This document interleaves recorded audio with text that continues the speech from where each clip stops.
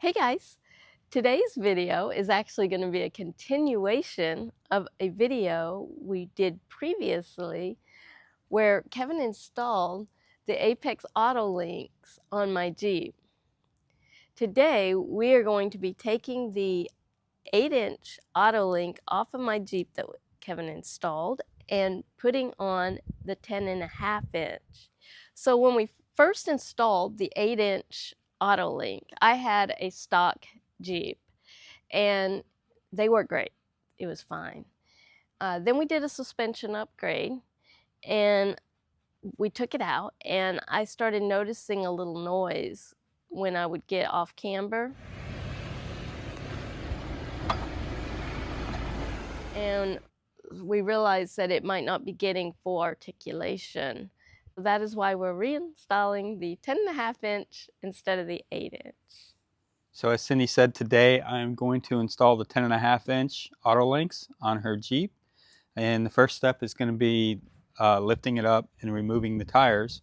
I'm not going to do a full install video because we've already done that, and that one's actually pretty thorough, and Cindy will leave a link to that video probably in the description and maybe in the video itself, so you guys can go back and check that out. But I'm going to get started and get these installed.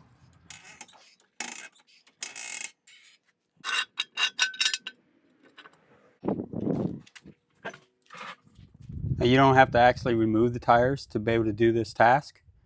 You could just turn the wheel all the way to one side and get to these, but having the tires off makes it a lot easier.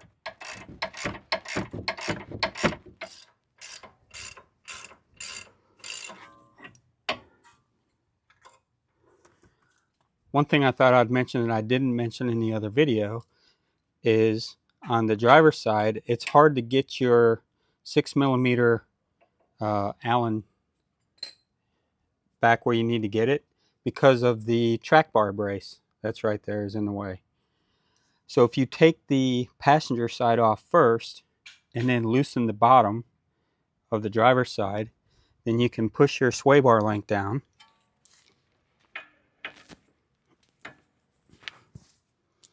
and then you can get back here pretty easily.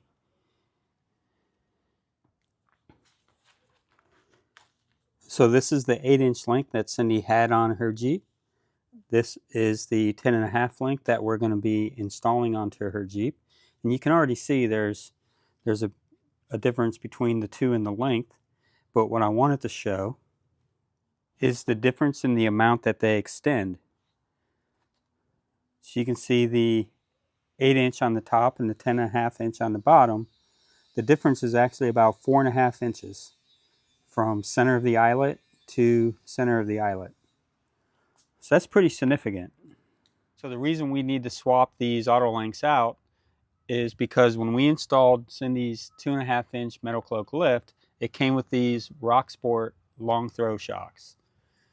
And with the 8-inch AutoLYNX, it doesn't allow the shock to extend to its full ability. By putting the 10.5-inch, these should be able to extend further, and we'll be able to take advantage of the articulation that these shocks and the metal cloak lift would give her.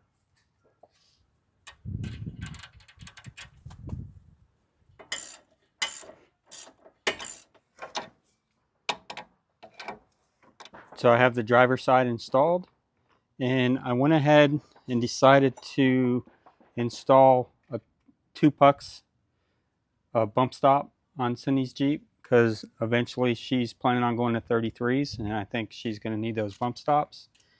So I had to droop the axle to get those in there, and I have the driver's side done completely, and I just got to finish up the passenger side.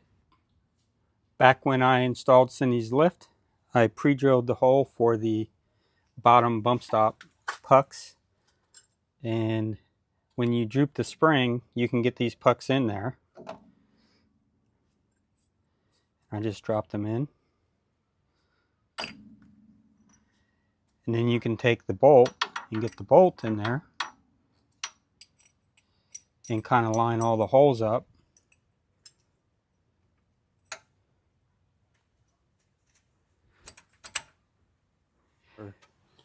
Now from underneath, I can get my hand under there and get this nut started. And then it takes a 19 millimeter wrench for the nut, and it takes a 5/16 Allen head for the top of the bolt right there. So I'm going to go ahead and get that tightened up, and then once I get that done, I'll install the AutoLYNX on this side, and we'll be done. So that's it. We have the new 10.5-inch AutoLYNX sway bar disconnects installed. I also installed 2 pucks for her bump stop for the up travel. Now all I got left to do is put the tires on.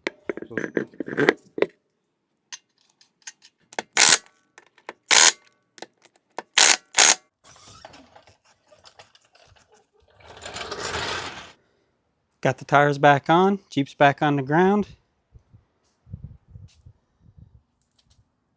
Successful install. All right.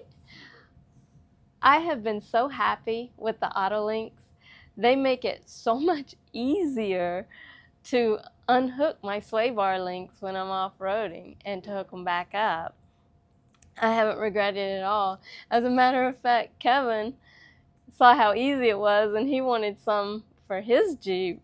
Yeah, the last time we went out off-roading together, and she was done in a matter of seconds, and I was over there with a mallet and trying to get them disconnected, the links from metal clip that I had, and that was it. I was like, I'm done with these, and so I ended up ordering a set of the 10.5 for my Jeep. Yeah. Big difference.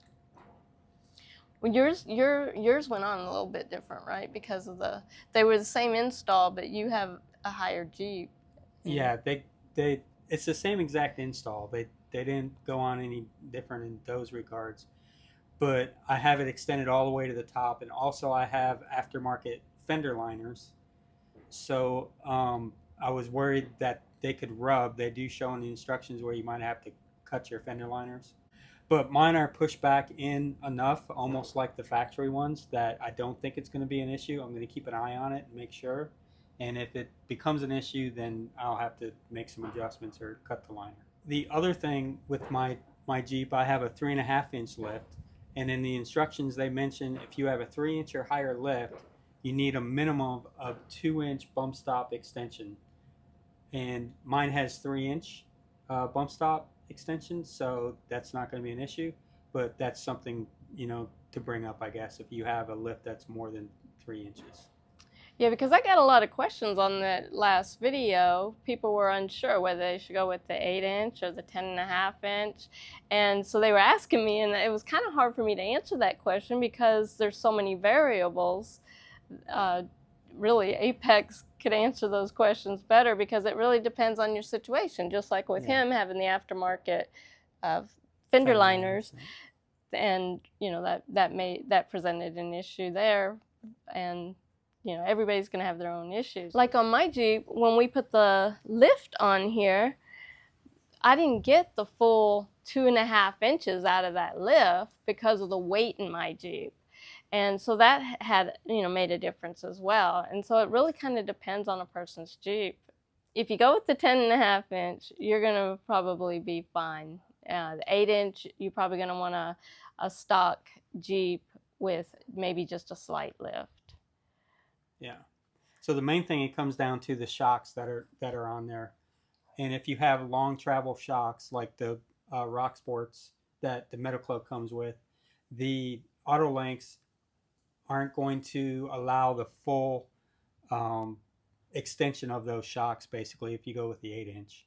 So the 10.5-inch will allow those shocks to fully extend, and you'll be able to take advantage of the articulation. See, this is why I have him do all this stuff, because I just barely have any grasp of it, but I'm learning. Yeah. So if you have a 2 or 2.5-inch lift, and your shocks are like either stock factory shocks or like they're not like a long throw shock or something like that, then you'll probably be okay with the 8-inch AutoLYNX. Anything more than that, and you're going to want the 10.5. So I hope this video was helpful to you guys. Make sure if you haven't yet to go back and watch that other video if you're planning on installing these, because that has all the little details that maybe you didn't get in this one. Yep. And also, I have a playlist dedicated to Jeep build projects on my Jeep, and be sure to check that out. I will link to it at the end of this video if you are interested. Until the next time, guys, bye. Bye. Thank you for watching.